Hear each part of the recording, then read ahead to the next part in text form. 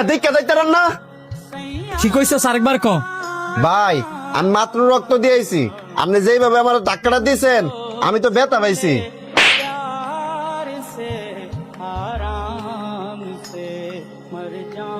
ফকির নির্ভূত, আমি তোর ধাক্কা দিছি না তুই আমার ধাক্কা দিছস?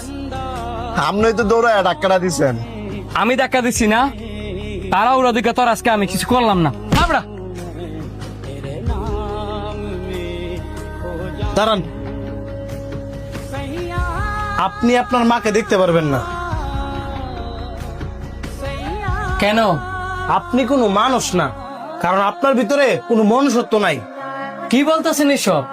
আমি ঠিকই বলছি, আপনি গরিব মানুষদেরকে মানুষ মনে করেন না। একটা কথা মনে রাখবেন, সে গরিব হোক কিংবা ধনী, প্রতিটা মানুষই রক্তে মাংসে গড়া।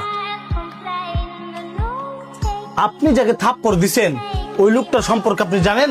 জানি, ওই লোকটা একটা রিক্সাওয়ালা। ওই লোকটার লাগি আপনি আমার আটকে রাখছেন। সাইড দেন, আমার মার আমার দেখতাম দেন। কিভাবে দেখবেন? আপনার মা তো রক্তের অভাবে মারা গেছে। আপনাকে যে রক্ত জোগাড় করতে বলছিলাম, রক্ত জোগাড় করছেন?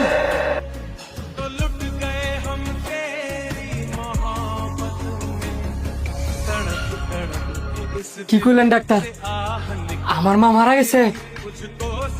আমি তো অনেকক্ষণ রক্তে লেগে খুঁজছি, কিন্তু রক্ত পাই নাই। আপনি নিশ্চয়ই আমার লগে মিছা কথা কইতাছেন। হ্যাঁ, আমি মিথ্যা কথা বলছি। এই মিথ্যা কথা শুনে আপনার চোখটা পানি আয় পড়ছে। এটা যদি সত্যি হইতো। তাহলে কি আমার মা মারা যায় নাই? না, মারা যায় নাই, তবে মারা যাইতো। আপনি যে রিক্সাওয়ালাটা থাপ্পড় দিছেন, ওই রিক্সাওয়ালাটা যদি সঠিক টাইমে আপনার মার রক্ত না দিত। আরে মিয়া, বড় লোক দিয়ে গরিব চলে না, বরঞ্চ গরিব দিয়া বড় লোকরা চলে। আপনি পারতেন আপনার চাইতে কোনো ধনী মানুষের রক্ত দিয়ে আপনার মারে বাঁচাইতে?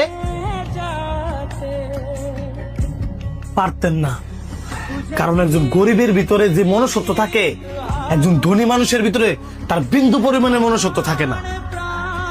আরেকটা কথা মনে রাখবেন, রক্তের মধ্যে লেখা থাকে না কোনটা ধনীর রক্ত কোনটা গরিবের রক্ত। আপনার মা যদি শুনে যে লোকটা আপনার মারে রক্ত দিয়ে বাঁচাইছে আপনি তার সাথেই খারাপ ব্যবহার করছেন, আপনার মা কতটুকু কষ্ট পাইব? ওই লোকটা এখান থেকে চলে যাওয়ার আগে আগে তাড়াতাড়ি ওনার কাছে গিয়ে মাপ চান, আর নয়তো আল্লাহ পাক আপনাকে মাফ করবে না।